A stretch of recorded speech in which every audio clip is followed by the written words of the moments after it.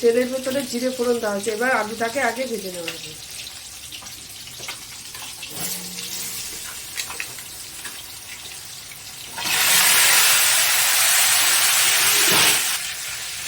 আলুর ভেতরে হলুদ নুন দিয়ে দিয়েছি, যে ভালোভাবে এখন আলুটাকে আমি ভাজা করব। তেজপাতাটাও আমি দিয়ে দিলাম এখন।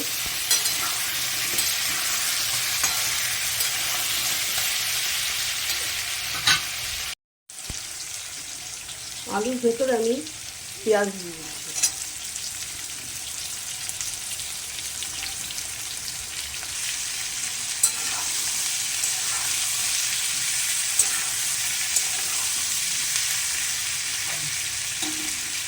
সয়াবিনের জন্য জিরের গুঁড়ো, হলুদ গুঁড়ো, লঙ্কার গুঁড়ো অল্প পরিমাণেই নিয়েছি, যেহেতু পেঁয়াজ রসুনটা আমি দেবো, আর আদা বাটা।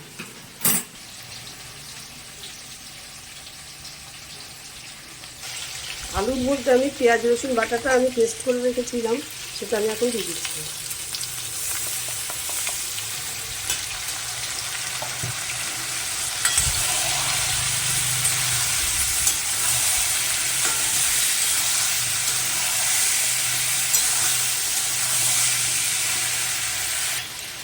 এর মধ্যে দিয়ে দিলাম বাকি যে মশলাটা আমার রেডি করা ছিল, সেই মশলাটা দিয়ে দিলাম।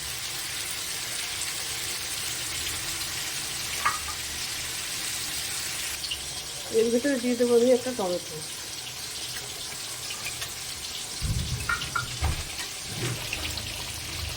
এর ভিতরে আমি সয়াবিনটা ঢেলে দিলাম।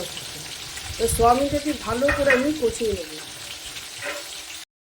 সয়াবিনটা খুব ভালোভাবে কষে গেছে, এবার আমি সয়াবিনের ভিতরে জল দিয়ে দেবো।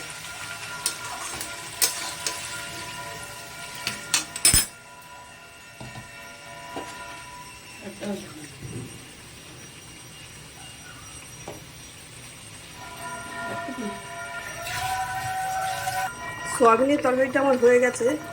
আমি এবার সামান্য পরিমাণে একটু মিষ্টি দিয়ে নামিয়ে দেবো।